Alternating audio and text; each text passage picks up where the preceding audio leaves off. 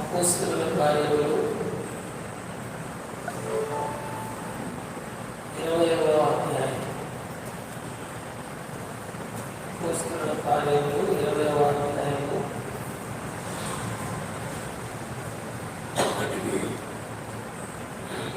27, 28, 29 కలిసి చదువుకుంటాం. దేవుని సంకల్పం అంటే మీకు తెలియకుండా నేను దాచుకునలేదు. దేవుడు తన స్వార్థం నుంచి సంపాదించిన సంఘం కార్యము పరిశుద్ధాత్మ మిమ్మల్ని దేవుని అధ్యక్షుడిగా ఉంచిన ఆయా పనుల నుంచి బతుకుని నుంచి జాగ్రత్తగా ఉండి నేను వెళ్ళిపోయిన తర్వాత క్రూరమైన కూరేళ్ళు మీరు ప్రవేశించినట్టు నాకు తెలియదు. వారు మందలు కనికరిస్తారు. మనం సహాయం వరకు చిన్న ప్రార్థన చేసుకుంటాం. మోకరించలేని వారు మోకరించండి. పెద్దవారు కళ్ళు వచ్చే ప్రార్థన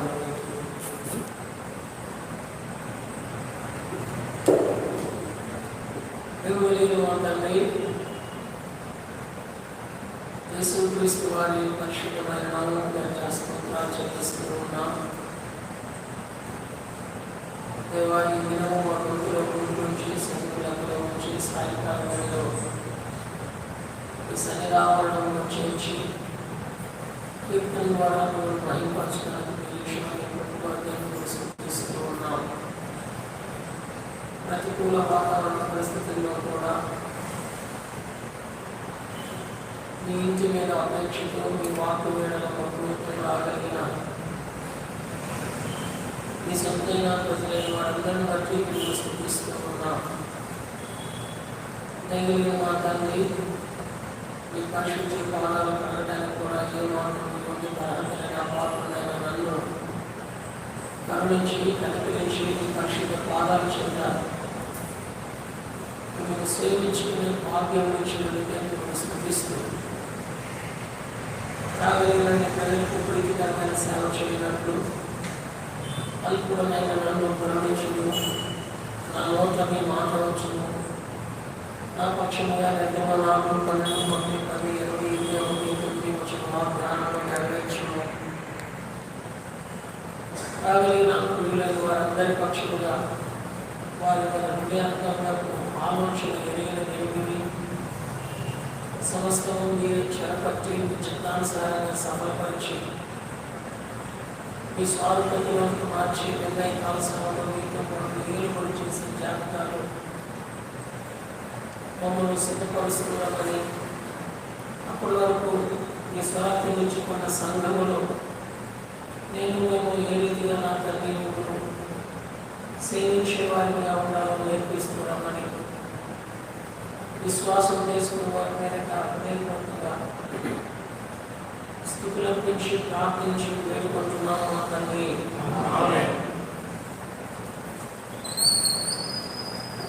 అపోస్తలుల కార్యములు 20వ అధ్యాయము 27వ వచనం. దేవుని సంకల్పమంతయు మీకు తెలుపకుండా నేనేమీ దాచుకునలేదు. దేవుడు తన స్వార్థం ఇచ్చి సంపాదించిన తన సంఘమును కాయుటకు పరిశుద్ధాత్మను వేరేందు అధ్యక్షుడిగా ఉంచను. ఆ యావత్ మందరం వచ్చి మీ మధ్యకు మిమ్మల్ని వచ్చి జాగ్రత్తగా ఉండి దేవుడు స్వరక్షించి కొన్న సంఘమందు చేర్చుకొనిన తన వారందరికీ దేవుడు తన సంకల్పమును స్పష్టంగా తెలియజేసేవాడిగా ఉన్నాడు. బాధ్యతలు దైవానుసారముగా నిర్వర్తించగలుగుతారో వారు సంఘములో ఉన్న బాధ్యతలను సక్రమంగా నిర్వర్తించుటకు పరిశుద్ధాత్మ దేవుడు వారికి సహాయపడతాడు. ఏ వ్యక్తి అయితే కుటుంబ జీవితంలో విచ్ఛిన్నముగా ఉంటాడో ఆ వ్యక్తి సంఘ బాధ్యతలు అంటే సంఘ పెద్దలని కాదండి. అర్థం కాకపోతే అర్థం చేసుకోవడానికి ప్రయత్నం చేయాలా, అర్థం చేసుకుంటే అనర్థాలు వస్తాయి. బాధ్యత అంటే మారు మనసు పొంది బాప్తిసం తీసుకొని హస్త నిక్షేపణ ద్వారా సంఘంలో అంగంగా చేర్చబడిన ప్రతి వారు ఆయన సంఘమందు అప్పగించబడిన కృపా వరములను బట్టి, దేవుడు వారికి ఇచ్చిన తలాంతులను బట్టి అవి బాధ్యతలు. మన శరీరంలో శిరస్సు క్రింద ఉన్న ఈ మొండెమంతటిలో ఉన్న అవయవాలన్నీ ఏ అవయవం ఏ రీతిగా పనిచేస్తూ ఉందో, ఆ అవయవానికి దేవుడు ఏ రీతిగా బాధ్యత ఇచ్చాడో లేక పనినిచ్చాడో, సంఘంలో అంగంగా చేర్చబడిన ప్రతి వారికి ఏమున్నదయ్యా అంటే బాధ్యత ఉంది. ఈ విషయాన్ని దేవుడు ప్రతి వారికి స్పష్టంగా తన సంకల్పాన్ని తెలియజేస్తూ ఉన్నాడు. ఆ సంఘమై ఉన్న స్థానిక సార్వత్రిక సంఘమును, ఆ సంఘానికి సాదృశ్యంగా ఉన్న క్రైస్తవ కుటుంబమును 5 ఆత్మ సంబంధమైన నియమాలు కలిగి ఉండాలని జ్ఞాపకం చేయబడుతూ ఉన్నాయి. వాటిలో మొట్టమొదటిది జాగ్రత్తగా ఉండాలి. ఉచితమైతే ఏ విషయాల్లో జాగ్రత్తగా ఉండాలి? క్రైస్తవులు 35 విషయాలలో జాగ్రత్తగా ఉండాలని బైబిల్ సెలవిస్తూ ఉంది. చివరిలో వాటిని మనం జ్ఞాపకం చేసుకుంటాం. రెండవది మెలకువగా ఉండుడి. మనం ఏ విషయంలో మెలకువగా ఉండాలి అనేది 12 విషయాలు స్పష్టంగా ఉన్నాయి. వాటిని తర్వాత మనం జ్ఞాపకం చేసుకుంటాం. మూడవది ప్రయాసపడే వారిగా ఉండాలి. ఇది వచ్చేసరికి 2 విధాలుగా ఉంటుంది. ఏ విషయంలో ప్రయాసపడాలి, ఏ విషయంలో ప్రయాసపడకూడదు. ఇది నష్టం కలగడానికి సంఘానికి కానీ క్రైస్తవ కుటుంబానికి కానీ నష్టం కలగడానికి కారణం ఏంటంటే, ఏ విషయంలో ప్రయాసపడాలో ఆ విషయంలో ప్రయాసపడట్లేదు, ఏ విషయంలో ప్రయాసపడకూడదో ఆ విషయంలో ప్రయాసపడతా ఉన్నారు. అందుకని క్రైస్తవ కుటుంబాలు, క్రైస్తవ సంఘాలు విచ్ఛిన్నమైపోతా ఉన్నాయి.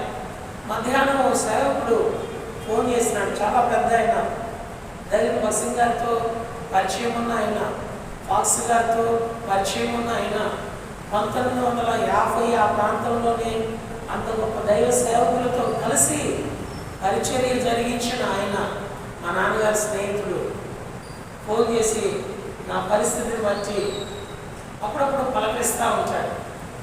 ఉదయం ఫోన్ చేసి అంటాడు, ఎప్పుడు అనలేదు, అయ్యా హెబ్రోను సహవాసం మీద ఉన్న కేసులు, హెబ్రోను సంఘాలలో ఉన్నటువంటి సమస్యలు నాకు తెలిసి ఎక్కడా కూడా లేవు. ఇటువంటి సమస్యల వలయంలోనికి నీ మటుకు నీవు వెళ్ళకుండా జాగ్రత్తగా ఉన్నాడు.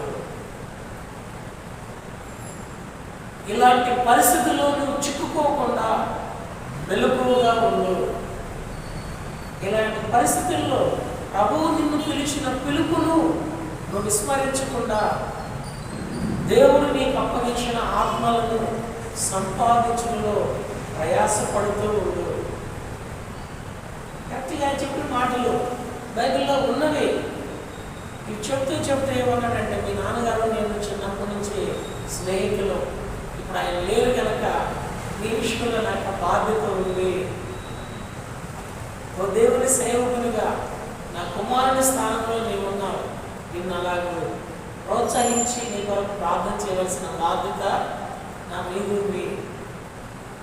ఇంకా రానున్న దినాల్లో ఎన్ని రకాలైన సమస్యల వలయంలో మనము నిత్యత్వం చేరడానికి ప్రయాణం చేయాలో ఎరుగని వారు. ఎందుకంటే ఎవరితో మాట్లాడితే ఏ సమస్య వస్తుందో అర్థం కావట్లేదు. మాట్లాడితే ఒకటి, మాట్లాడకపోతే ఇంకో అన్నట్లు. కుటుంబంలో కూడా అంతే. ఇలాంటి పరిస్థితుల్లో మన బాధ్యతను మనం విస్మరించకుండా జాగ్రత్తగా ఉండాలి, మెలకువగా ఉండాలి, ప్రయాసపడే వారిగా ఉండాలి. 4వది బలహీనులను సంరక్షించాలి. ఈరోజు బలహీనులను పట్టించుకునే పరిస్థితే లేదు. బలహీనుల విషయంలో చేయూతనిచ్చి ప్రోత్సాహపరిచి తిరిగి సమకూర్చే పరిస్థితే లేదు. పోతే పోని, రాకపోతే పోని, వస్తే ఎంత రాకపోతే ఎంత, ఉంటే ఎంత పోతే ఎంత. అది కుటుంబంలో కన్నపిల్లల విషయంలో అంతే, సంఘంలో దేవుడు కన్నపిల్లల విషయంలో కూడా అంతే అయిపోతారు. ఆఖరి ఐదులోని అన్ని విషయాలలో ఏమై ఉండాలండి? మాదిరి అయి ఉండాలి. మన వస్త్రధారణ అయినా సరే, మన వాక్ శుద్ధి అయినా సరే మాదిరిగా ఉండాలి.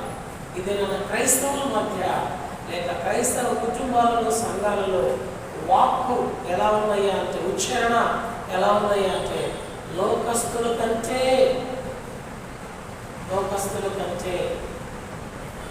చెప్పకూడదు. లైవ్లో వెళ్తా ఉంది కానీ బాధ అర్థం చేసుకుంటారని ఇద్దరు సేవకులు ఏమని మాట్లాడుకుంటారంటే తగ్గేదే లేదండి. ఏం భాష అండి? బైబిల్లో ఎక్కడైనా ఉందండి ఆ భాష? వాల్ పోస్టులు ఫ్లెక్సీలు, ఈ రాజకీయ నాయకులు ఉన్న ఫ్లెక్సీల మీద ఆ పదాలు చూస్తూ ఉన్నాం. బైబిల్లో ఉన్న శ్రేష్టమైన వాక్కులు అంటే హృదయము నిండిన దానిని బట్టి నోరేమవుతుంది? మాట్లాడుతూ ఉంది. ఏం మాట్లాడుతున్నాం?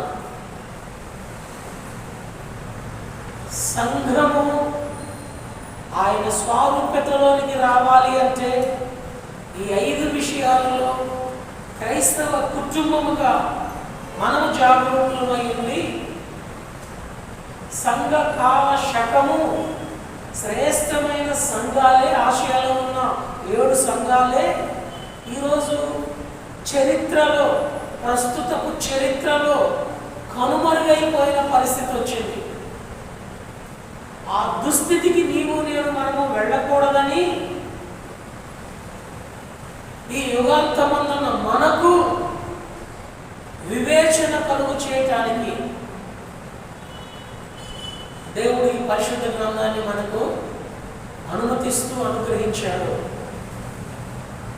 అందుకనే బైబిల్ మొత్తం ప్రపంచ కాలము 7 శకాల మీద ఆధారపడి ఉన్నదని మనం జ్ఞాపకం చేసుకుంటూ ఉన్నాం. మొట్టమొదటిది అమాయకపు కాల శకం, రెండవది మనస్సాక్షి కాల శకం, మూడవది మానవ పరిపాలన కాల శకం, నాలుగవది వాగ్దానపు కాల శకం, ఐదవది ధర్మశాస్త్రపు కాల శకం, ఆరవది సంఘ కాల శకం, ఏడవది 1000 ఏళ్ల పరిపాలన కాల శకం. ఈ సంఘ కాల శకములో ఉన్న మనము సంఘముగా ఆయన స్వారూప్యతలోనికి రాగలిగితేనే ఇదే భూమి మీద సర్వాధికారి అయిన దేవునితో 1000 ఏళ్ల పరిపాలనలో మనము పాలివారము కావాలన్న ఆయన సంకల్పమును స్వతంత్రించుకోగలుగుతాం.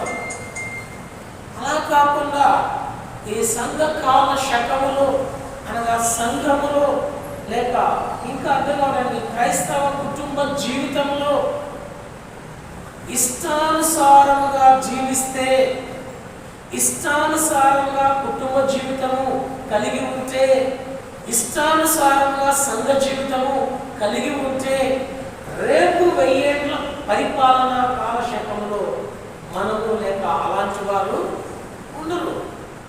అలా ఉండకుండా ఆరని అగ్నిగుండం ఆ 1000 ఏళ్ల కాలంలో అపవాది యొక్క అనుచరులను చీకటిలో అగాధంలో దేవుడు బంధిస్తాడు. గాఢాంధకారపు చీకటిలో వారిని బంధిస్తాడు. ఆ అంధకారంలోనికి మనం వెళ్లకుండా ఉండాలి అంటే, ఆ 1000 ఏళ్ల పరిపాలనలోనికి మనము పాలివారము కావాలి అంటే సంఘ కాల శకములో ఆ 7 సంఘాలలో ఉన్న శ్రేష్టమైన లక్షణాలు అన్వయించుకుంటూ ఆ 7 సంఘాలు ఈ దిన చరిత్రలో కనుమరుగైపోవటానికి కలిగిన అవలక్షణాలను మనలో ఆలోచనలో కూడా రాకుండా జాగ్రత్త పడుతూ ఆయన వాక్యమును వచ్చి ఆయన స్వారూప్యతలోనికి మార్చుకోగలిగితేనే అనగా ఆయనకు విధేయత చూపగలిగితే ఆయనే మారుస్తాడు. ఆయన స్వారూప్యతలోనికి ఆయనే మార్చుకుంటాడు. అప్పుడు మనము 1000 ఏండ్ల పరిపాలన శకములోనికి కొనసాగుతాము. ఈ 1000 ఏండ్ల పరిపాలన కాలం శకం అయిపోయిన తర్వాత నిత్యమైన తీర్పు ధవళ సింహాసనం దగ్గర ఉంటుంది. ఈ నిత్యమైన తీర్పు అయిన తర్వాత నిత్యత్వంతో కూడిన నిత్య రాజ్య పరిపాలన ఒక కుడివైపున ఉంటుంది. ఈ నిత్యమైన తీర్పు అయిపోయిన తర్వాత నిత్య నరకాగ్నితో కూడినటువంటి శిక్ష మరోవైపు ఉంటుంది. దానిని అగ్నిగుండము అంటారు. అక్కడ అగ్ని ఆరదు, పురుగు చావదు. ఈ నిత్య రాజ్యంలోనికి మనము వెళ్ళాలి అంటే సంఘకాల శకంలో సంఘముగా మనం ఏమై ఉండాలో దేవుని వాక్యం ద్వారా మనం కొన్ని నేర్చుకోవలసిన వారిగా ఉన్నాం. ఆ 7 ఆసియాలో ఉన్న సంఘాలలో మొట్టమొదటిది క్రీస్తు శకము 30వ సంవత్సరం నుంచి 100వ సంవత్సరం వరకు ఎఫెసీ సంఘము. దీనిని అపోస్తుల కాలము అని అంటారు. ఈ ఎఫెసీ సంఘంలో శ్రేష్టమైన లక్షణాలు మనం గతంలో జ్ఞాపకం చేసుకున్నాం. అయితే ఆ సంఘం ఈ దినాన చరిత్రలో లేదు. దానికి కారణం ఏమిటయ్యా అంటే అది ఆది ప్రేమను ఏమైనదండి కోల్పోయింది. ఇప్పుడు ఈ మాట మనకు అర్థం కావడానికి ఎలా తీసుకుంటే ఆదిలో లేక ప్రారంభపు దినాలలో, వివాహమైన ఆరంభపు దినాలలో భర్త మీద ఉన్న ప్రేమ, భార్య మీద ఉన్న ప్రేమ కొనసాగుతూ ఉన్న దినాలలో కనబడుతుందా, కనుమరుగైపోతుందా? ఎఫెసీ సంఘము శ్రేష్టమైన సంఘము, పౌలు గారు సేవ చేసిన సంఘము, తన శిష్యుడైన తిమోతి సేవ చేసిన సంఘము, పరిశుద్ధ గ్రంథమందు గ్రంథస్థం చేయబడిన సంఘము. అయితే నేరము ఒకటి మోపవలసి వచ్చింది. ఏమిటంటది?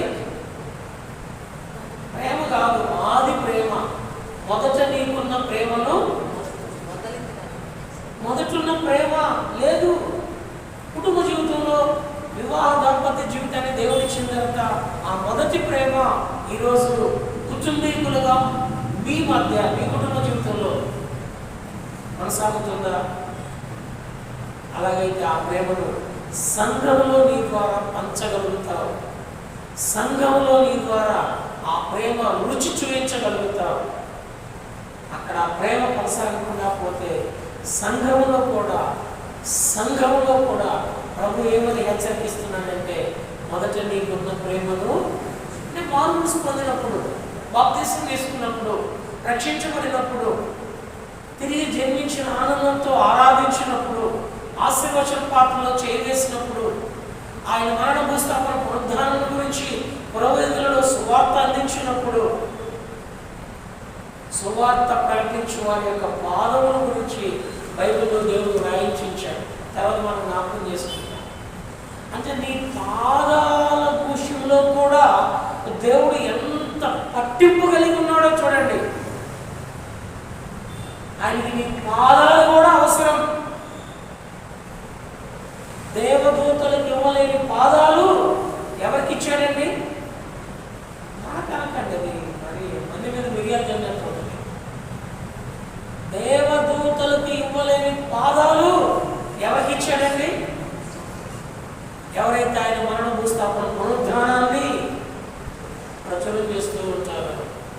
ఈరోజు ఏం ప్రకటన చేస్తా ఉన్నాం? మన నోట నిద్ర లేచిన దగ్గర నుంచి నిద్రపోయేంత వరకు వేరే వారి మీద, లోకం మీద కాదు, సంఘం మీద, సేవకుల మీద, పెద్దల మీద, విశ్వాసుల మీద, పరిశుద్ధుల మీద, ప్రభు ప్రాణం మీద, ప్రభు రక్తం మీద ఏం ప్రచురం చేస్తున్నాం?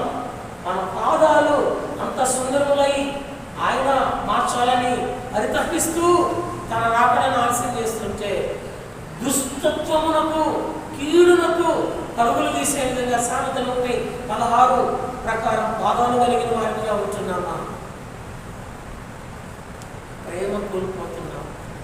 రెండవది, క్రీస్తు శకము 100వ సంవత్సరం నుంచి 312వ సంవత్సరం వరకు స్పందన సంఘము, శ్రమల కాలం, నేరం మోపని సంఘమని. 7 సంఘాల్లో 2 సంఘాల మీద దేవుడు నేరం మోపలేదు. వాటిలో ఒకటి స్పందన సంఘం. కానీ ఏమిటంటే ప్రభు కొరకు శ్రమ అనిపిస్తుంది, సాతాను సింహాసనం వేసుకొని తిష్ట వేసుకొని కూర్చున్నా అక్కడ విశ్వాసి ఉన్నాడు.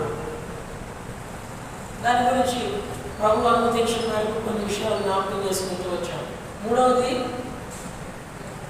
పెర్గమా సంఘం క్రీస్తు శకము 312 నుండి 590 వరకు లోకముతో వెయ్యముందున. నాలుగవది తుయతైరా సంఘం. ఇప్పుడు ఆ తుయతైరా సంఘం గురించి మనం జ్ఞాపకం చేసుకున్నాం. 590 నుండి 1100 సంవత్సరం వరకు అంధకార కాలం. తుయతైరా సంఘానికి మరొక పేరు ఏమని చెప్పొచ్చయ్యా అంటే అంధకార కాలం. మొట్టమొదటిది ఎఫెసీ సంఘము, అపోస్తుల కాలం. రెండవది స్పుర్నా సంఘము, శ్రమల కాలం. మూడవది పెర్గమా సంఘము, లోకంతో వెయ్యముందిన కాలం. నాలుగవది తుయతైరా సంఘము, ఇది అంధకార కాలం. ఆరంభము శూరత్వంతో ఉంటుంది. ఆరంభము ఊహించినంత ఆశీర్వాదకరంగా ఉంటుంది. అయితే ముగింపు వచ్చేసరికి కలిగిన దానిని గట్టిగా పట్టుకోలేక జార విడిచి అంధకారంలోనికి వెళ్ళిపోయింది, చీకటిలోనికి వెళ్ళిపోయింది. అందుకనే ఈ తుయతైరా సంఘానికి ఏమని పేరయ్యా అంటే అంధకార. ఈ అంధకార కాలము 590 నుంచి 1100 సంవత్సరం వరకు తుయతైరా సంఘము. ఈ తుయతైరా సంఘం యొక్క ఆవిర్భావకురాలు ఎవరయ్యా అంటే తుయతైరా పట్టణస్థురాలైనటువంటి లుదియా గురించి 2-3 వారాలు జ్ఞాపకం చేసుకుంటూ వచ్చాం. ఆమె ద్వారా ఏర్పరచబడిన ఈ సంఘంతో పాటు ఫిలిప్పీ మహాపట్టణమందు ఆమె సంఘము కట్టబడడానికి కారణమైనది. ఆ సంఘం నేటికి దేదీప్యమానముగా వర్ధిల్లుతూ ఉన్నది. అందు మాత్రమే కాకుండా లుదియా ఎక్కడ ఉంటే అక్కడ తన ఇంట సంఘం ఉండేటట్లు చూస్తూ ఉంది. చూడండి ఆ మాట. అపోస్తుల కార్యములు 16వ అధ్యాయం ఆఖరి వచనం. అపోస్తుల కార్యములు 16వ అధ్యాయము. వారు చెరసాలలో నుండి వెలుపలికి వచ్చి లుదియా ఇంటికి వెళ్ళిరి. అక్కడ సహోదరులను చూచి ఆదరించి బయలుదేరిపోయిరి. లుదియా ఇంత సంఘం ఉన్నది. ఈరోజు క్రైస్తవుని ఇంత సమస్య ఉన్నది. లుదియా ఇంత ఆదరణ ఉన్నది. ఇది నా క్రైస్తవుని ఇంత అనుమానం ఉన్నది. లుదియా ఇంత సహోదరుల మధ్య ఐక్యత ఉన్నది. ఈరోజు క్రైస్తవుని ఇంత లేక సంఘము ఇంత అంతరంగంలో విభేదాలు ఉన్నాయి. ఏ ఒక్కరూ కూడా కలిసి ఉండే పరిస్థితి లేదు. భార్యాభర్తలైనా, అన్నదమ్ములైనా, అక్క చెల్లెలైనా, సేవకులైనా, విశ్వాసులైనా, దేవుని నామమున పిలువబడుతున్న ఎవరైనా. అయితే లుదియా ఇంత ఏమున్నదయ్యా అంటే ఆ ఐక్యత. జైలు నుంచి వచ్చేవాడు ఎక్కడికి వెళ్ళాలండి? ఎక్కడికి వెళ్ళాలి? తన ఇంటికి వెళ్ళాలా లేక దేవుడి ఇంటికి వెళ్ళాలి? పౌలు గారంటే సేవకుడు కాబట్టి సేవ చేసే స్థలానికి వెళ్ళాలా. ఎక్కడికి వచ్చాడు? లుదియా ఇంటికి వచ్చాడు. ఎందుకని అక్కడ ఏముంటుంది? ఆదరణ ఉంటుంది, సంఘం ఉంటుంది, ఐక్యత ఉంటుంది, ప్రేమ ఉంటుంది, ఆప్యాయత ఉంటుంది, ఆత్మ సంబంధమైన ఆశీర్వాదం ఉంటుంది. ఈరోజు దేవుడింటికి కూడా దేవుని ప్రజలు ఎందుకు వస్తున్నారయ్యా అంటే ఆరాధన ఉందని వస్తున్నారు, ఆత్మ నడిపింపు ఉందని వస్తున్నారు, ఆత్మీయమైన ఆశీర్వాదం కావాలని వస్తున్నారు. వచ్చిన వారికి తప్పుడు ప్రచారం చేస్తూ, వచ్చిన వారి మనసులు తప్పుడు సమాచారం ఇస్తూ, వచ్చిన వారిని చచ్చిపోయేటట్లు మారుస్తున్నారు. నిన్ను నన్ను నమ్మి నీవు నేను ఉన్న ఇంటికి వచ్చేవారిగా ఉన్నారా అసలు ఎవరైనా?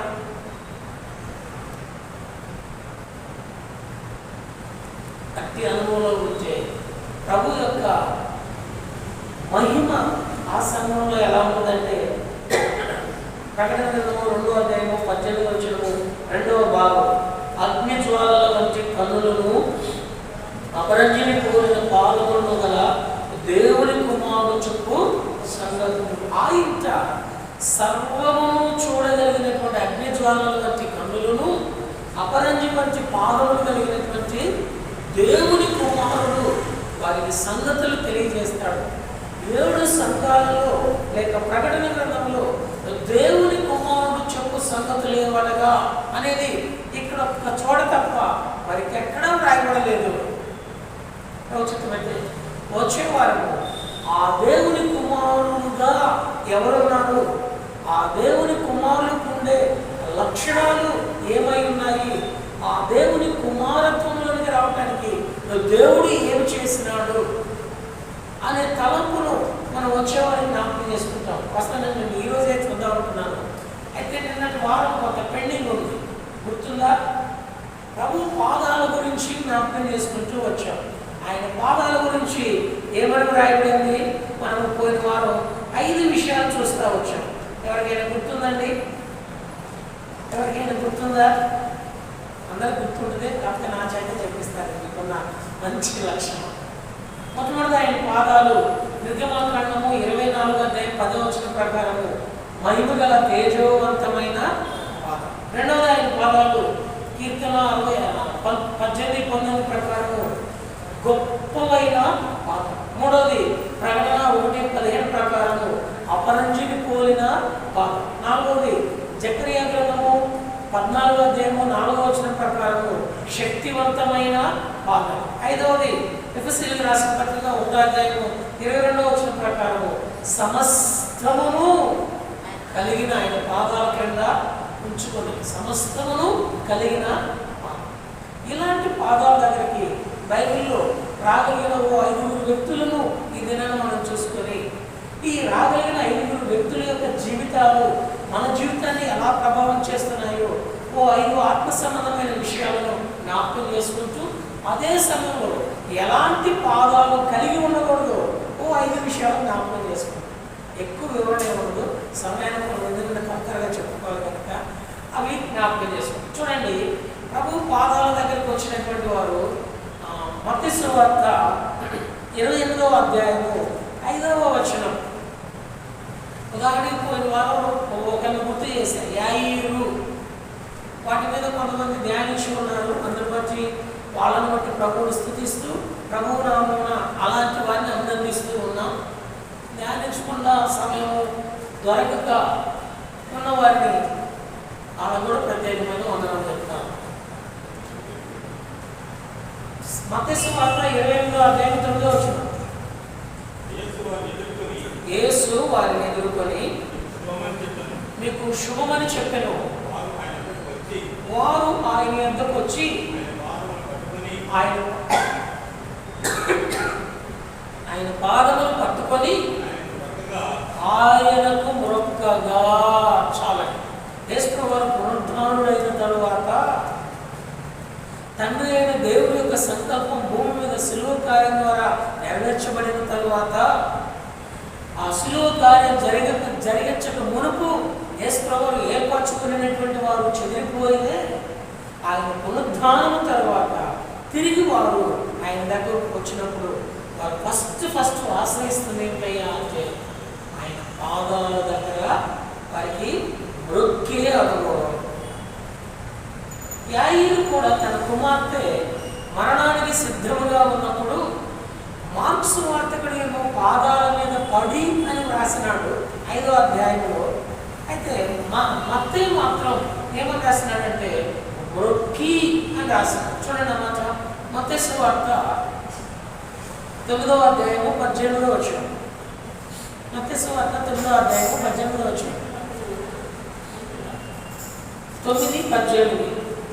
ఆయన ఈ మాట వారితో చెప్పుచుండగా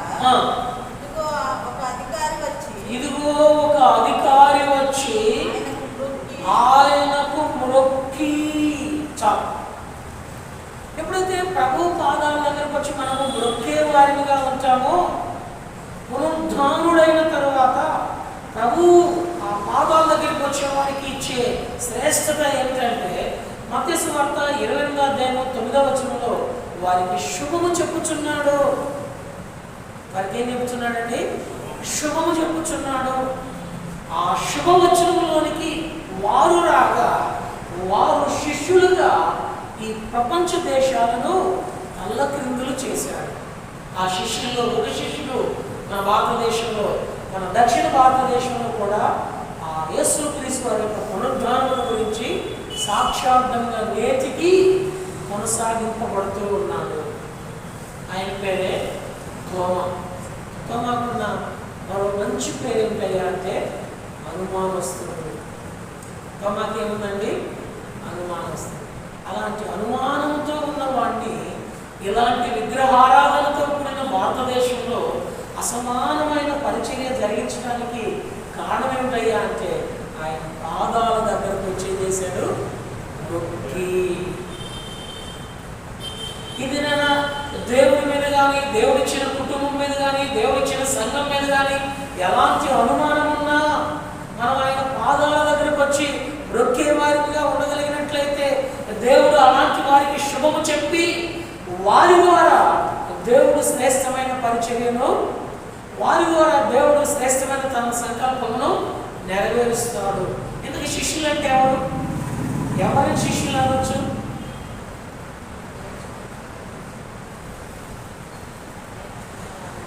మత్తయి సువార్త 13వ అధ్యాయము 11వ వచనం. మత్తయి సువార్త 13వ అధ్యాయము 11వ వచనం. పరలోక రాజ్యము వారికి అనుగ్రహింపబడి ఉన్నది. ఎవరికి? 10వ వచనం. తరువాత శిష్యులు వచ్చి ఈ ఉపమాన రీతిగా ఎందుకు వారితో మాట్లాడుచున్నామని ఆయన అడగగా ఆయన వారితో ఇట్లేదు. ఇప్పుడు చెప్పండి, శిష్యులు అంటే ఎవరు? పరలోక రాజ్యం మర్మము ఎరుగుటకు తరువాత ఆయన దగ్గరకు వచ్చేవాడు. దానికి ఇదే మత్తయి సువార్త 13వ అధ్యాయము 1వ వచనం నుండి 9వ వచనం వరకు మహాజన సమూహానికి ఆయన వర్తమానం చెప్పాడు. మహాజన సమూహానికి వర్తమానం చెప్పాడు. ఎన్ని వచనాలు చెప్పాడండి సలహే గారు? 9 వచనాలు చెప్పాడు. 9 వచనాలు వర్తమానం ఎంత సమయం పడుతుంది? 9 నిమిషాలు. ఒక్కొక్క వచనం ఒక్కొక్క నిమిషం వేసుకున్నా కానీ 9 నిమిషాలు. తరువాత శిష్యులు వచ్చారు 10వ వచనం నుండి. సేమ్ 9 వచనంలో చెప్పిన ఆ పరలోక రాజ్యం వచ్చిన ఉపమానమే 10వ వచనం నుంచి ఆఖరి వచనం వరకు ఎంతమందికి చెప్పాడు? శిష్యులైన వారికి చెప్పాడు. శిష్యులు ఎక్కువ, మహాజన సమూహం ఎక్కువ. ఇప్పుడు మాలాంటి బోధకులు పరిచర్య కొరకు బయటికి పంపించామనుకోండి, బయటికి వెళ్ళామనుకోండి, ఎక్కడికి వెళ్ళామనుకోండి, జనం ఎక్కువ ఉంటే వాక్యం ఎక్కువ వస్తుంది. జనం తక్కువ ఉంటే యేసు ప్రభు చూడండి, జనం ఎక్కువ ఉన్నారు, మహాజన సమూహం ఉన్నారు. 9 వచనాల్లో చెప్పేసారు, అయిపోయింది. తరువాత వచ్చాక వాళ్ళు అయ్యా నాకు చెప్పి ఉంటున్నాను అదేందో చెప్పుకున్నప్పుడు అప్పుడు సెకండ్ టైం రిపీట్ చేసేటప్పుడు ఎంతసేపు చెప్పాలా? ఎంతసేపు చెప్పొచ్చు? 2 వీక్ అవుట్లైన్స్ చెప్పేసి అయిపోయింది అనొచ్చు. అయినా అలా చెప్పలా. 10వ వచనం నుంచి ఆఖరి వచనం వరకు ఆ పరలోక రాజ్యం మర్మం యొక్క అనుగ్రహం వారికి కలుగునట్లుగా వారికి బోధించాడు. ఇప్పుడు వాళ్ళలో ఎవరైనా కానీ ఇందాక 9 విషయాలు చెప్పేసి ఇప్పుడు గంట సేపు చెప్తున్నా ఏందని ఏమన్నా క్వశ్చన్ చేశారా? సో ఇప్పుడు చెప్పండి, శిష్యులు అంటే ఎవరు? ఆదివారం ఆరాధన వర్తమానం అయిపోయిన తర్వాత, లేకపోతే నియమక కూడికలు అయిపోయిన తర్వాత, కుటుంబ ప్రార్థన అయిపోయిన తర్వాత దేవుడు నీతో మాట్లాడిన ఆ సత్య వాక్యమును బట్టి తరువాత నీవు దేవుని దగ్గరికి వెళ్ళి తరువాత దేవుని దగ్గర నువ్వు పొందుకుంటావే, వారు శిష్యులు. అది అక్కడ ఉన్న ఆత్మీయమైన పాఠం మనం నేర్చుకోవాల్సింది. తర్వాత వచ్చే వాళ్ళు ఎంతమంది ఉంటారు? నేను హౌస్ లిస్టింగ్ సాధ్యమైనంత వరకు నాకు తెలిసిన వరకు వెళ్ళాను. మనకు 100 ఇళ్ళు ఉంటే అందులో 30 ఇళ్ళు 20 ఇళ్ళు నాకు తెలుసు, మిగిలిన తెలియదు. ఈ 20-30 ఏళ్ళకి వెళ్తే ఈ 20-30 ఏళ్ళలో కూడా తరువాత వాక్యాన్ని ధ్యానిస్తూ తరువాత ఆ వాక్యము గురించి తెలుసుకోవాలనే తపనతో అడిగిన భక్తులు ఉన్నారు. వాళ్ళని చూస్తే హృదయం ఉప్పొంగుతుంది. వాస్తవానికి వాళ్ళ వయసుకి నాకు ఏమాత్రం సంబంధం ఉండదు. వాళ్ళ ఆత్మీయమైన స్టాండర్డ్స్కి నాకు ఏమాత్రం పోలిక కూడా పోల్చుకోవడానికి అర్హత ఉండదు. వాళ్ళు ధ్యానించే ఆ పుస్తకాలు కదండి, బైబిల్ భాండాగారం, దానికి నా జీవితానికి అసలు అది కొనటానికి కూడా నేను అనుకుంటున్నాను. అంతగా ధ్యానించే తన పిల్లలైన వారు కూడా ఏ ఆరాధన వర్తమానం అయితే లేకపోతే ఏదైతే దేవుని ఇంటిలో ఉన్నదో తర్వాత దాని గురించి ధ్యానించే వాళ్ళు ఉన్నారు. ఇక్కడ కూడా ఉన్నారు, వాళ్ళ పేరు చెప్పాలి కానీ దేవుడు మహిమ కొరకు దేవుడు చూస్తా ఉన్నాడు. తరువాత మనం ఏమి నేర్చుకోవడానికి ఇష్టపడుతున్నాం? ఏ వాక్యమైనా సరే అది వినిన తర్వాత, అది కుటుంబ ప్రార్థన అయినా సరే అయిపోయిన తర్వాత ప్రభు దగ్గరికి వచ్చి ఏం గ్రహించడానికి మనసు కలిగి ఉన్నాం? తరువాత పరలోక రాజ్య మర్మము వారు అనుగ్రహము పొందినారు. వాళ్ళు శిష్యులు. వాళ్ళ స్వభావం ఎలా ఉందయ్యా అంటే యెషయా గ్రంథం 50వ అధ్యాయం, యెషయా గ్రంథము 50వ అధ్యాయం 4వ వచనం. యెషయా గ్రంథము 50వ అధ్యాయం 4వ వచనం. చదవనా? గట్టిగా అలసిన వారిని మాటల చేత ఓడించు జ్ఞానము నాకు కలుగునట్లు శిష్యులకు తగిన నోరు యెహోవా నాకు దయచేసి ఉన్నాడు. శిష్యులు వినున్నట్లుగా నేను వినుటకై ఆయన ప్రతి ఉదయమున పరలోక రాజ్య మర్మము యొక్క అనుగ్రహము పొందే ఆయన శిష్యులైన వారు ప్రతి ఉదయమున లేక ప్రతి సమయమున ఆయన యొద్ద వినుబుద్ధి కలిగి ఉంటారు. నేను స్టోర్లో సేవ చేస్తున్నప్పుడు మరియమ్మ గారు ఒక అమ్మన్నారు, లేరు, ఇప్పుడు బయలులోకి వెళ్ళారు. అప్పటికే ఆ వయసు 90 సంవత్సరాలు. ఆమెకు 4 కొడుకులు 2 కూతుళ్ళు. ఎక్కడికి వెళ్ళేది కాదు 90 ఏళ్ల వరకు కూడా. ఎందుకంటే మందిరం ఉంది, వాక్యం ఉంది, నాకు అర్థమవుతుంది, నేను ఆరాధిస్తున్నాను, నేను రాగానే ఉండేది. వాళ్ళ ఇంటి దగ్గరే వాటర్ మంచినీళ్ళు తెచ్చుకోవాలి. పొద్దున్నే చూసాను నేను ఆమెని బైబిల్ చదువుతూ ఉంటుంది. స్కూల్కి వెళ్ళేటప్పుడు పిల్లలు తీసుకుని వెళ్ళేవాడిని, 10ంటికి అట్లా బైబిల్ చదువుతూ ఉంటుంది. సాయంత్రం స్కూల్ నుంచి వచ్చినప్పుడు పిల్లలు తీసుకుని వస్తూ ఉండేవాడిని, బైబిల్ చదువుతూ ఉండేది. ఆయా సమయంలో అవసరం వెళ్ళి మిగిలిన వాళ్ళు ఇల్లు చూసుకొని ఆమె ఇంటికి కూడా వస్తూ ఉండేవాడిని. రాత్రి 8:30, 9 అవుతుంది, బైబిల్ చదువుతూ ఉంటాం. ఏ టైంలో చూసినా కానీ బైబిల్ చదువుతూ ఉంటాం. కళాశాల కూడా లేదు, 90 ఏళ్ళు వచ్చినారు, బైబిల్ చదువుతూ ఉంటాం. నాకే సిగ్గు అనిపించి, అమ్మా ఏం చదువుతున్నావమ్మా ఇంతసేపు బైబిల్లో ఉంటా అని చెప్పిన వాటికి కళ్ళలో నీళ్ళు వచ్చింది. అన్నయ్య నేను ఆదివారం ఆరాధన వర్తమానం చెప్పాను కదా, దాన్ని నేను మళ్ళా ధ్యానిస్తా ఉన్నాను. బలవర్తమానం చెప్పాను కదా, దాన్ని నేను మళ్ళా ధ్యానిస్తా ఉన్నాను. ఎందుకంటే నాకు అంత చదువు రాదు కదా, నెమ్మదిగా చదువుకొని ఈ వారం రోజుల్లో నేను బలలో చేసాను కాబట్టి దేవుడి వర్తమానము నేను గ్రహించుకునేది అంటే ఈ వారంలో దేవుడు నన్ను ఎక్కడికి తీసుకుని వెళ్తాను, నా దగ్గరికి ఎవరు తీసుకుని వస్తాడు, వాళ్ళకి నేను ఆయన మరణ భూస్థాపన పునరుద్ధానం గురించి చెప్పాలంటే నేర్చుకోవాలి కదా, నేర్చుకోవాలి.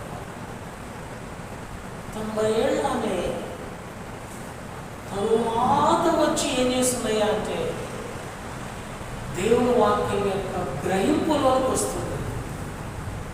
నేను తర్వాత ప్రభు దగ్గర క్షమాపణ కోరుతున్నాను, ఇంకా నాకు సమయం ఉన్నంత వరకు అట్టి బుద్ధిని నాకు కూడా ప్రసాదించు.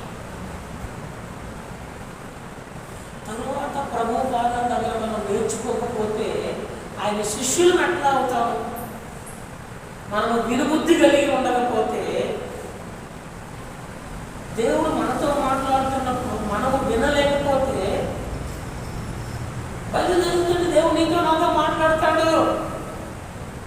ఎవరో చెప్పేది వినడం మాత్రమే కాదు, ఈ దేవుని ధ్యానిస్తూ ఉంటే దేవుడు నీతో నాతో మాట్లాడతాడు. ఆ వినుబుద్ధి మనకు కలిగితే మన దగ్గరకు వచ్చే వారికి, అలసిన ప్రాణాలకి మన నోట ఏ మాటలు వస్తాయండి? ఊరడించే మాటలు, ఆదరించే మాటలు, ఆరోగ్యం ఇచ్చే మాటలు, ఆత్మీయమైన మాటలు, ఆశీర్వాదకరమైన మాటలు, అంగీకరించే మాటలు, అసమానుడైన దేవుని గురించిన. ఇలా ఉంటాడు శిష్యుడు. ఈరోజు ఎలాంటి మాటలు మాట్లాడుతూ ఉన్నాడు? అంత గొప్ప తూకైన సంఘము తరువాత వారికి కలిగినది గట్టిగా పట్టుకోలేక నష్టపోయారు. మన పరిస్థితి ఎలా ఉంది? ఇంకా చూడండి, ఇట్టి అనుభవంలోకి వచ్చిన శిష్యులు ఏం చేస్తారయ్యా అంటే, యోహాను సువార్త 15వ అధ్యాయం 8వ వచనంలో రాయబడిన మాట. యోహాను సువార్త 15వ అధ్యాయం 8వ వచనం, మీరు బహుగా ఫలించుట వలన నా తండ్రి మహిమపరచబడును, ఇందువలన మీరు నా శిష్యులు అవ్వగలరు. ఆమె మరియమ్మ గారు తర్వాత మహిమలోకి వెళ్ళారు. 93 సంవత్సరాల ప్రాయంలో మహిమలోకి వెళ్ళారు. భూస్థాపన అప్పుడు 30 మంది ఇండిపెండెంట్ సేవకులు వచ్చారు. నేను ఎవరికి చెప్పలా, వాళ్ళకి ఎవరికి చెప్పలా. ఈ 30 మంది ఎవరయ్యా అంటే, ఆమె ద్వారా యేసు ప్రభువుని అంగీకరించిన అన్యులు. స్టోర్పురం పరిసర ప్రాంతాల్లో చేపలు పట్టేవారు, దొంగతనం చేసేవారు, నకిలీ బంగారం తారుమారు చేసి వ్యాపారం చేసేవారు. ఇలాంటి వాళ్ళని 30 మందిని రక్షణలోనికి నడిపించి జీవం కలిగిన దేవుణ్ణి సేవించే సేవలోనికి అని బలపరుస్తూ వచ్చింది. వాళ్ళకి వర్తమానాలన్నీ, ఇక్కడ మన మందిరంలో చెప్పిన వర్తమానాలన్నీ తీసుకెళ్ళి వాళ్ళకి చెప్తారు. వాళ్ళు వచ్చి ఆ భూస్థాపనప్పుడు సాక్ష్యం చెప్తూ ఒక్కొక్కరు ఏడ్చి సాక్ష్యం చెప్తా వచ్చారు. మిమ్మల్ని సోదరి సోదరా, ఈరోజు మనం కాలం చేస్తే మన గురించి అలాంటి సాక్ష్యం వస్తుంది. కాలం చేసే దాటి ఎందుకులండి అంత పెద్ద మనకు అలవడదు. కానీ ఈరోజు మనము ఒకరోజు కనబడకుండా ఉంటే ఏడా వదిలింది అనుకునే సాక్ష్యం వస్తుందా? అయ్యో పలానా సహోదరుడు రాలేదే, పలానా సహోదరి రాలేదే, ఆ సహోదరి వల్ల నేను ఎంత ఆదరించబడ్డాను, ఆ సహోదరి వల్ల నేను ఎంత పురుకొల్పబడ్డాను, ఆ సహోదరి వల్ల సంఘం ఎంత క్షేమంగా ఉంది, ఇలాంటి సాక్ష్యం వస్తుందా? మన ఇంట్లో మనం ఒకరోజు లేకపోతే మనము లేని ఆ గడియను బట్టి మన ఇంటి వారు ఏమని సాక్ష్యం చెప్పగలిగే స్థితిలో ఉన్నారు?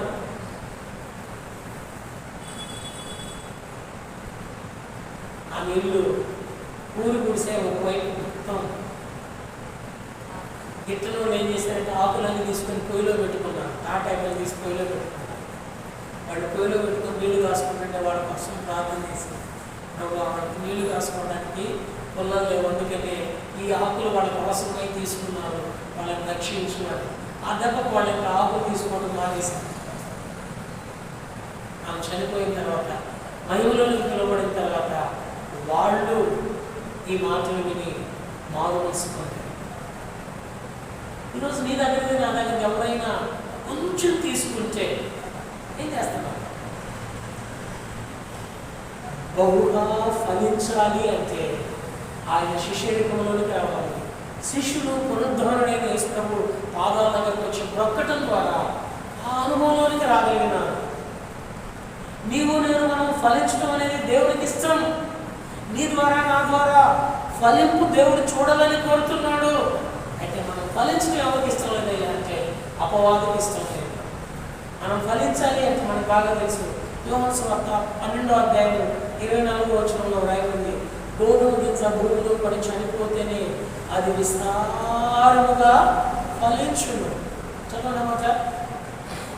గోధుమ గింజ భూమిలో పడి సాగుకునే ఎడల అది ఒంటిగానే ఎడును, అది సచ్చిన ఎడల విస్తారముగా మన శరీరము మనము జయించే విధముగా, ఆత్మ చేత శరీరాన్ని జయించే విధముగా ఈ శరీర కార్యాలను ఎప్పుడైతే మనం చంపేవారిగా మన శరీరం విషయంలో మనం ఉంటామో అప్పుడు మనం ఏమవుతామో అంటే విస్తారముగా ఫలిస్తాం.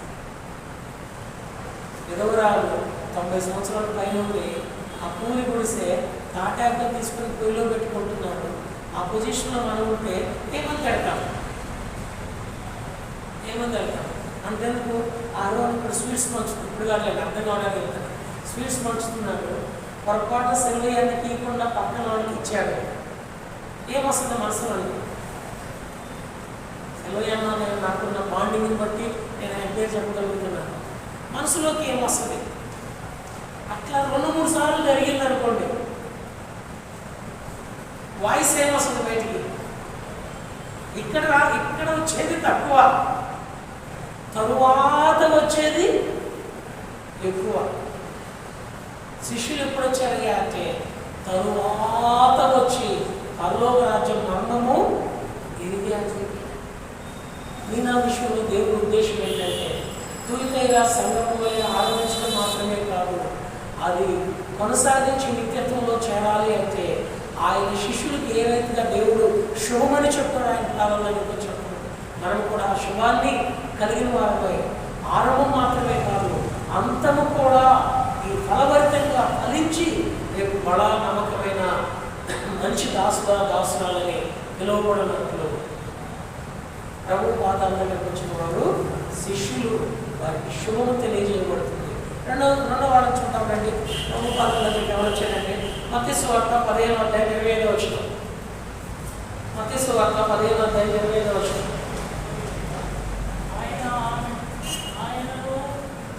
అయినను ఆమె వచ్చి ఆయనకు మొక్కి, ప్రభువా నాకు సహాయము చేయమని అడిగాను. ఇగో కానాను స్త్రీ, ఆమె కుమార్తె దయ్యం చేత బాధించబడతా ఉంది.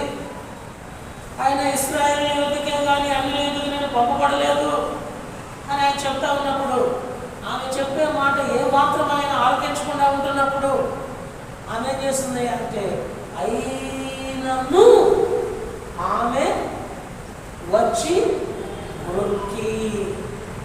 ఇప్పుడు సెల్లియాత రెగ్యులర్గా వస్తూ ఉన్నాడు, మంచిగా పాటలు పాడతాడు, మంచి స్వరం దేవుడు ఇచ్చిన వరం పాడుతున్నాడు. నేను గుర్తించలా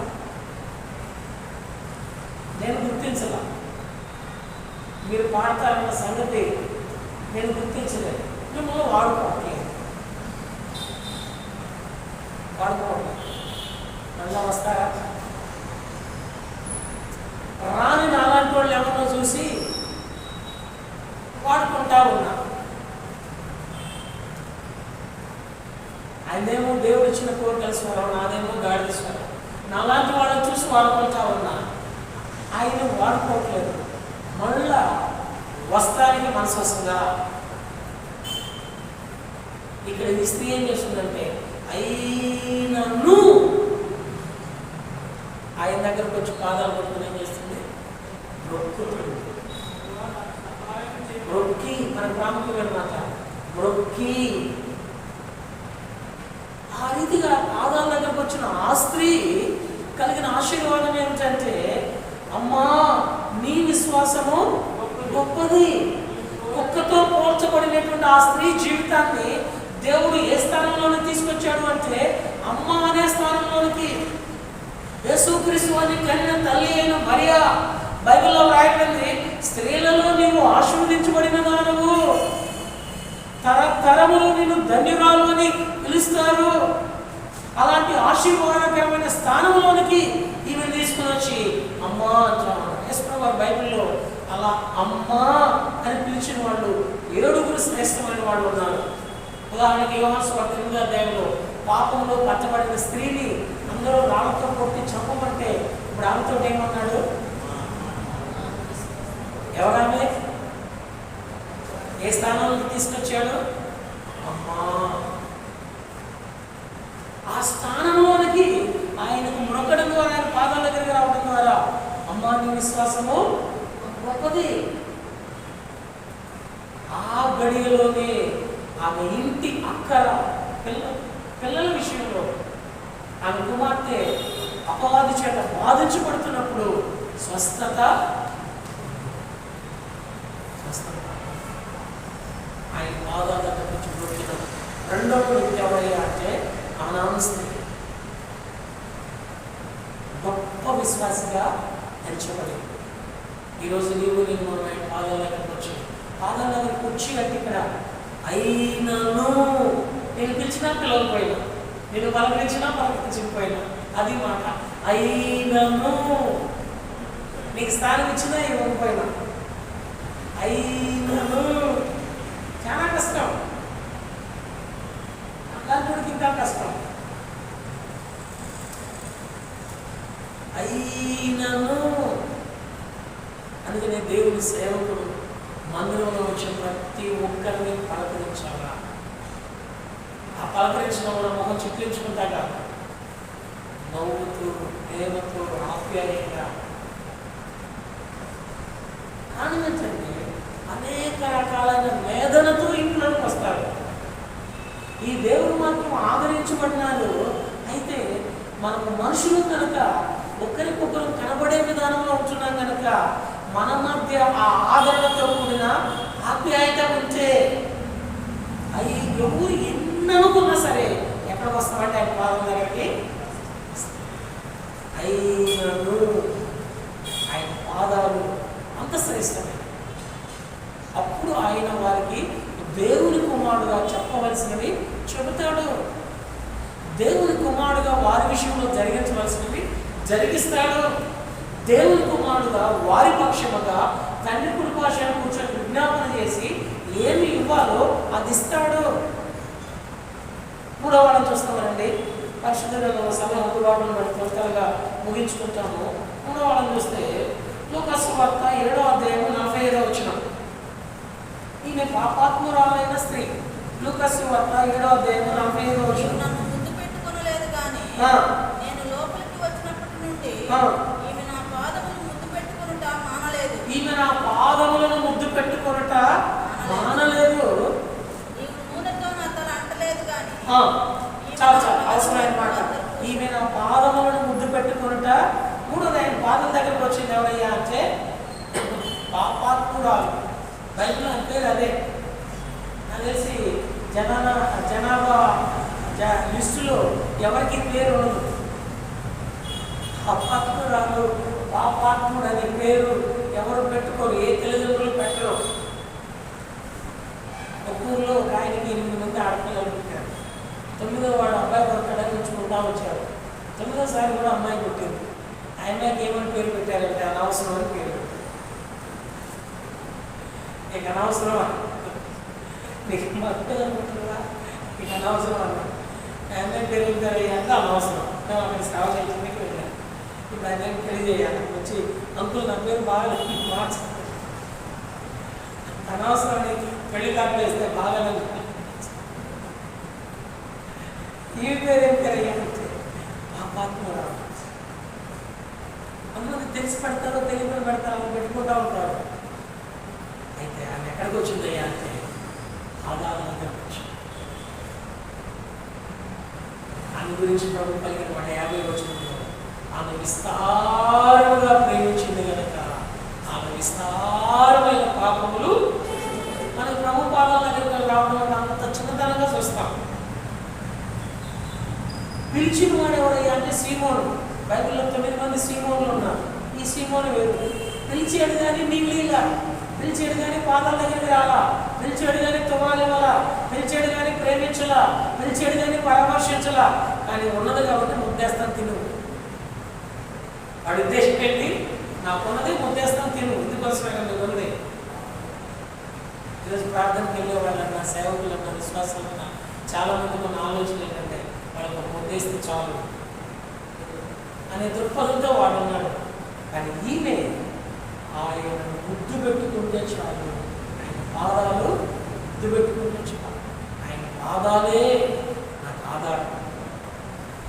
గొప్ప పాపము ఆమె మీద నుంచి దొరికిపోయింది. పాపాత్మురాలు పరిశుద్ధురాలుగా పరిశుద్ధమైన పట్టణానికి పాత్రురాలుగా చేస్తూ వచ్చాడు. 4వ చూస్తామండి. 4వ వాడిని చూస్తామండి. అదే లూకాసు వార్త 17వ అధ్యాయం 16వ వచనం. లూకాసు వార్త 17వ అధ్యాయం 16వ వచనం. కొత్తగా ఇంకా 2 నిమిషాలు ఉన్నాయి కూడా చెప్పేసేస్తాను. దేవుని మహిమపరచుచు తిరిగి వచ్చి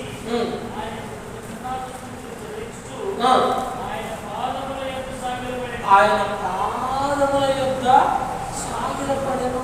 10 మంది కుష్ఠరోగులు, వాడు సమరయుడు. ఆయన పాదాల దగ్గర కూర్చాడు. యూదులకి సమరయులకి సాంగత్యం ఉండనే ఉండదు. కానీ ఈ సమరయుల విషయంలో పరిశుద్ధాత్మ దేవుడు మరొక పరిశుద్ధ గ్రంథమందు అతని గురించి వ్రాయించడానికి ఇష్టపడ్డాడు. కారణం ఏంటంటే అతని పాదాల దగ్గరికి వచ్చి వెతికాడు, తనకి స్వస్థత.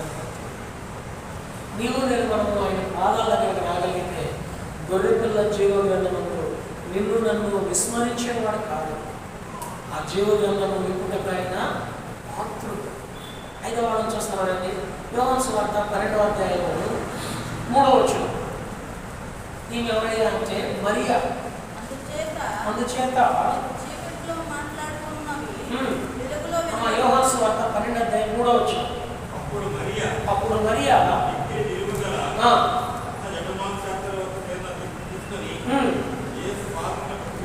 యేసు పాదములకు పూసి తన తల వెంట్రుకలతో ఆయన పాదములను తుడిచాను. స్త్రీకి ఎక్కువగా ప్రేమించేది తన దేహంలో ఏమిటయ్యా అంటే తన తల వెంట్రుకలు.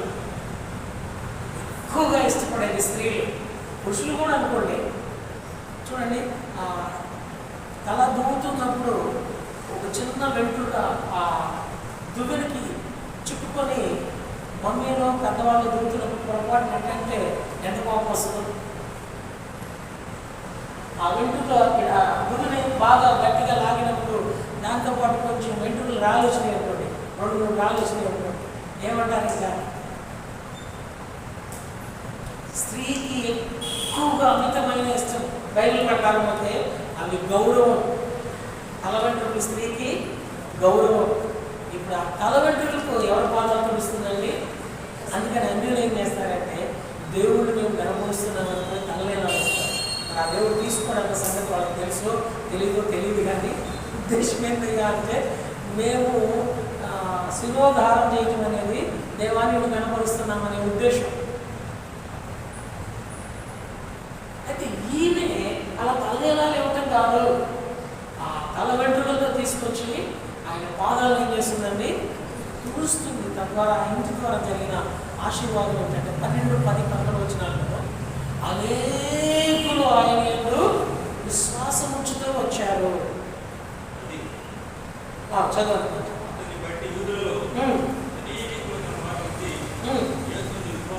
యేసునందు విశ్వాసముంచిరి కనుక. యూదులు 2 రకాలండి. యూదులైన వారు నేటికి 2 రకాలు. ఒకరేమో సులభముగా లోపడే యూదులు, మరొకరేమో కఠినమైన హృదయము కలిగి యేసుక్రీస్తు వారిని తృణీకరించే యూదులు. చూడండి అన్నమాట, యూదుల యొక్క స్వభావం ఎలా ఉందంటే యోహాను సువార్త 11వ అధ్యాయం 8వ వచనం. యోహాను సువార్త 11వ అధ్యాయం 8వ వచనం. ఆయన శిష్యులు బోధకుడా ఇప్పుడే యూదులు నిన్ను రాళ్లతో కొట్టి చంపచూచుచుండిరే. యూదులు యేసుప్రభువుని ఏం చేయాలనుకున్నారంటే రాళ్లతో కొట్టి చంపాలనుకుంటున్నారు. యేసుప్రభువుని సిలువేయండి అని కేకలు వేసింది ఎవరయ్యా అంటే యూదులు. యేసుప్రభువుని ద్వేషించింది ఎవరయ్యా అంటే యూదులు. అలాంటి యూదులలో అనేకులు తమ వారిని విడిచి యేసుప్రభువునందు విశ్వాసం ఉంచేటట్లు చేయగలిగినటువంటి కుటుంబము కారణం ఏంటయ్యా అంటే ఆ కుటుంబంలో ప్రభు పాదాలను తల వెంట్రుకలతో తుడిస్తామన్నారు. ఇలాంటి వారి పాదాలను దేవుడు ఎలా దోచుతున్నాడు చూస్తామన్నాడు. యెషయా గ్రంథము 52వ అధ్యాయం 7వ వచనం.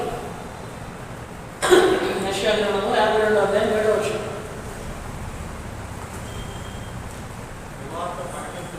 సువార్త ప్రకటించుచు సమాధానము చాటించుచు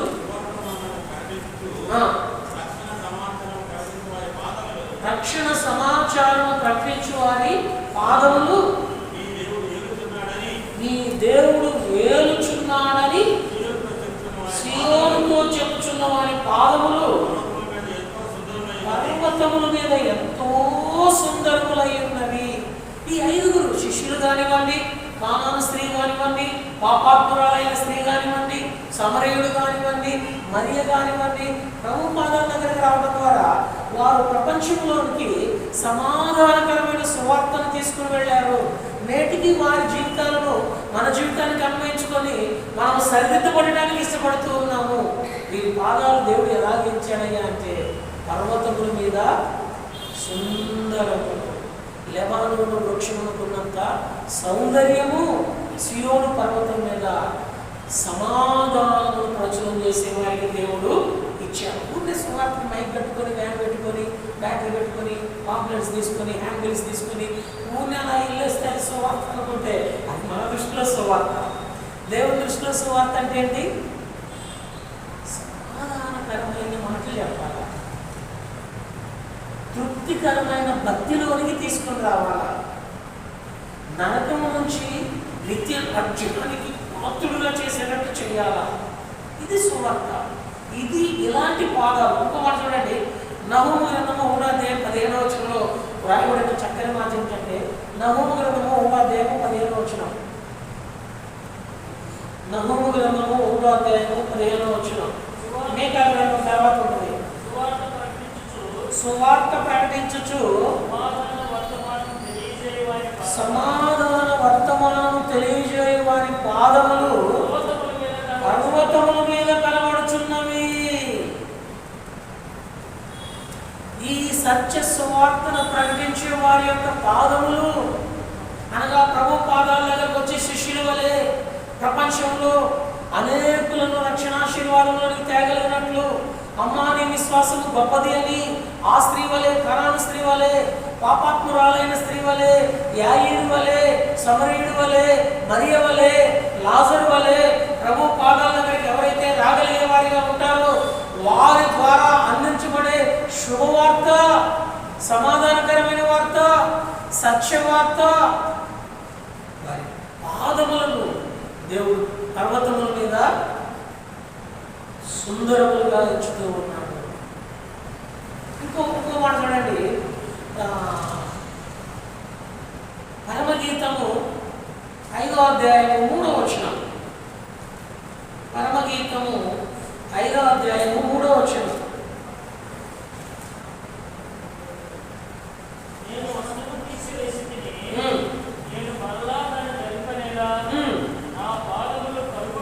నా పాదములు కడుగుకొంటిని,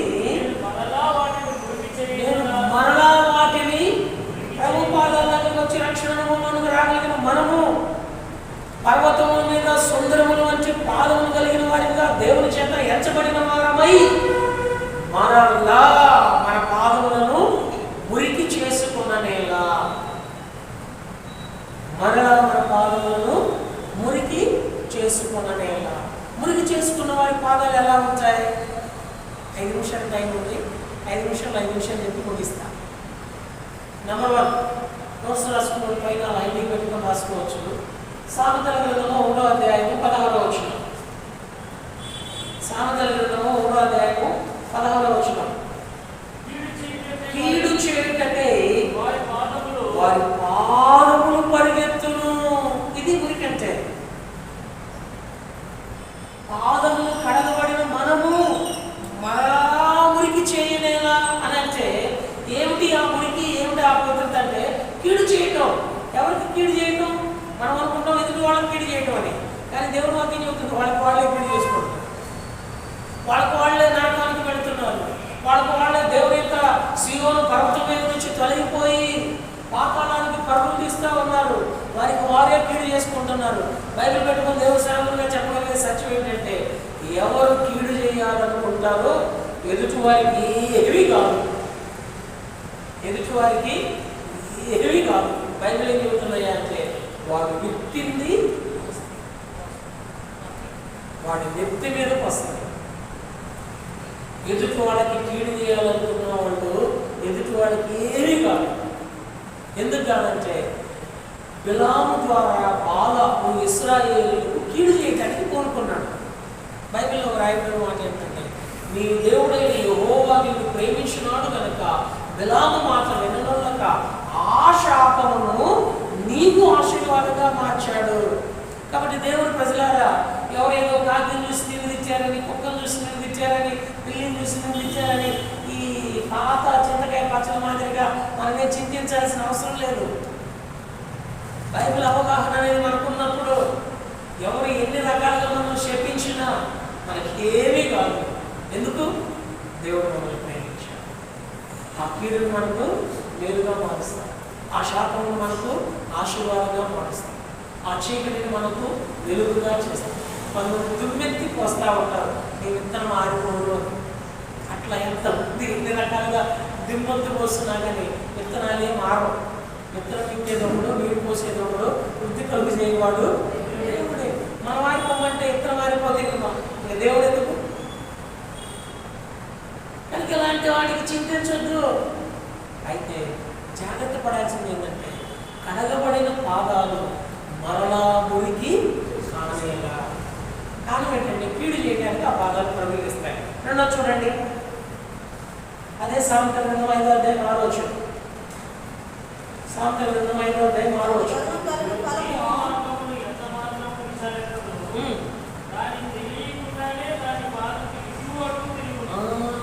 జీవ మార్గం గురించి ఎంత మాత్రమును విచారించకుండా అటు ఇటు తిరుగుతూ ఉంటారు. అటు కడుగు ఇటు కడుగు.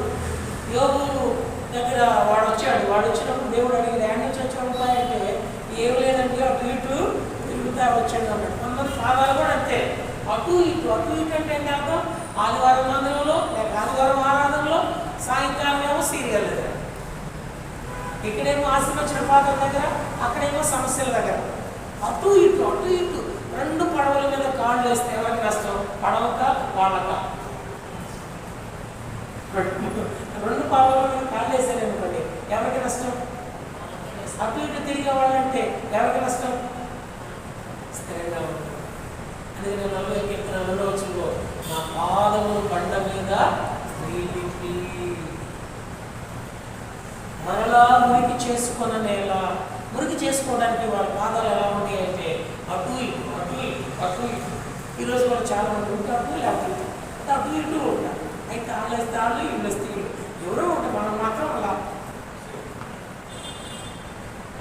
ఇది కీడు చేసుకునే వాళ్ళ పాదాలు. తర్వాత మూడో చూడండి, 6వ అధ్యాయం 18వ వచనం. సామెతల గ్రంథం 6వ అధ్యాయం 18వ వచనం. అన్నా,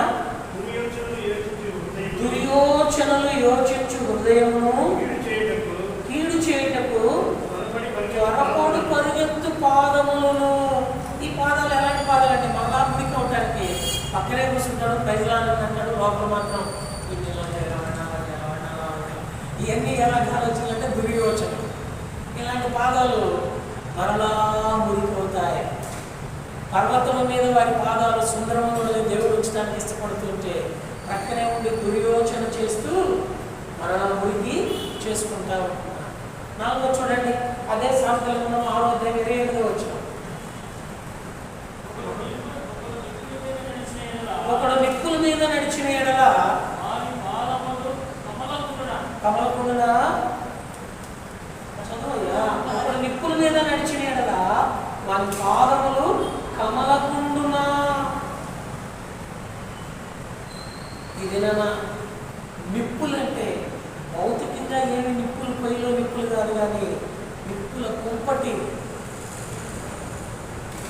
ఎదుటి వాళ్ళ మీద నిప్పులు వేస్తా ఉన్నారు. దాన్ని లోపల ఏమని సంబంధించిందంటే గుడ్డగాల్చి వేస్తా ఉన్నారు. నిప్పుల మీద నడిచిన వాళ్ళ పాదాలు ఎలాగో కమలక కాలగా ఉంటాయో, గుడ్డగాల్చి వేసేసే వాళ్ళ పాదాల పరిస్థితి కూడా అంతే. మాట చూడండి, టైం అయిపోయింది, ముగించుకుంటాం. సామెతల గ్రంథము 7వ అధ్యాయం 11వ వచనం.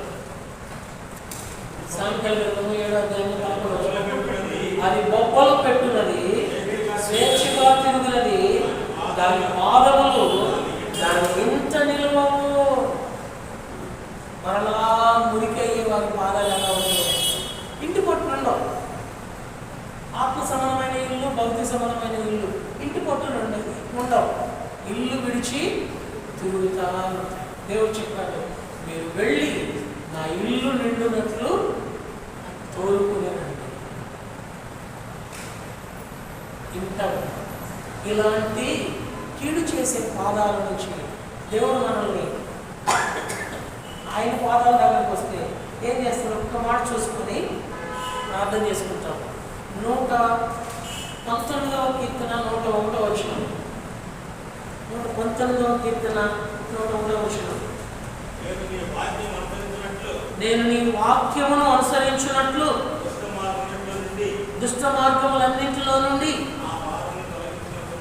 నా పాదములు తొలగించుకొనుచున్నాను.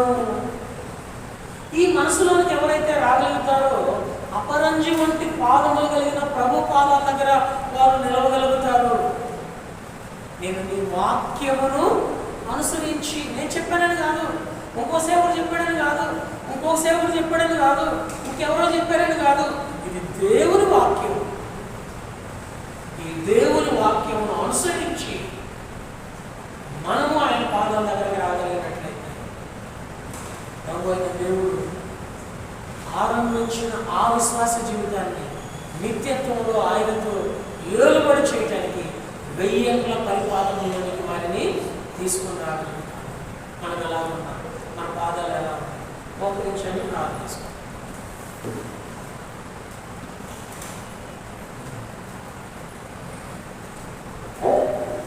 తండ్రి, యేసుప్రభు వారి పేరిట స్తోత్రాలు చెల్లిస్తున్నాం. రాత్రికాల సమయంలో రాగలని సొంతైన పరిశుద్ధులను బట్టి ప్రభావం స్థుతిస్తున్నాం. కడగబడిన పాదములు కలిగిన వారిపై మీ కుమారుడు యేసుక్రీస్తు వారి పాదాలు చెందించిన మీ సింహాసనం ఎంత కూర్చోబెట్టినటువంటి ఆ స్థానంలో నుంచి మరణ వృత్తిలోకి వెళ్ళక శిష్యుని వలె, కనాను స్త్రీ వలె, పరిశుద్ధురాలైన స్త్రీ వలె, సమరయుని వలె, ఉత్తమమైనది చేపట్టిన మరి వలె, లాభం వలె, యాయిని వలె దేవా భూమి మీద మీరు వచ్చినంత కాలము మీ కొరకై ఆత్మలను సిద్ధపరచడంలో, మా ఆత్మీయ జీవితాన్ని సిద్ధపరచడంలో, నిత్యత్వంలో ఈ కొంచెంలో నమ్మకంగా ఉన్నావు కనుక ఈ పచ్చడం మీద నీవు నా సంతోషంలో పారివారమై ఉన్నదని 1000 ఏళ్ల పరిపాలన శతంలోనికి మమ్మల్ని సిద్ధపరుస్తున్నాము. రాగలిగిన ప్రియులు వంటి స్థుతిస్తూ ప్రతి వారి పక్షంలో మమ్మల్ని కనిపించి వ్యక్తిగతంగా, కుటుంబంగా, సంఘంగా క్షేమాభివృద్ధి తెచ్చింది. మీ దయగలిగిన స్థలానికి అప్పగించుకుని విశ్వాసం చేసుకున్న స్థుతులు అర్పించి ప్రార్థించి వేడుకుంటున్నాము తండ్రి. ఆమేన్.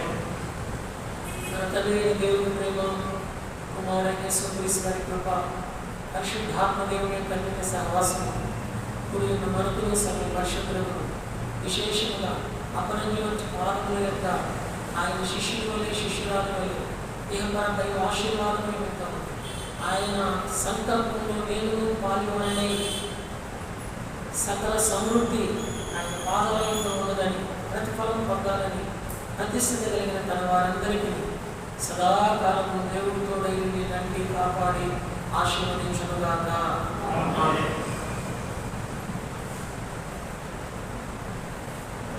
Praise the lord.